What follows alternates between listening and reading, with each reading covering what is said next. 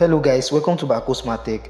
Right now with you, I'm going to share with you how to fix an issue on Instagram, whereby when you send someone a reel or the reel is sent to you, when you try to view it, it shows this reel is unavailable.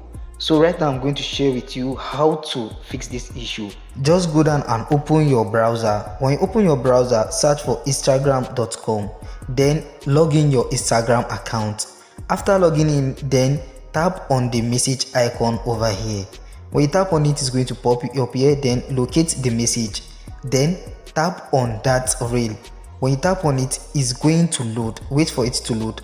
As you can see right now, the reel is playing. So guys, this is how to fix this issue. Don't forget, if you found this video very helpful, consider giving me a like and also subscribe to my YouTube channel. Thank you for watching.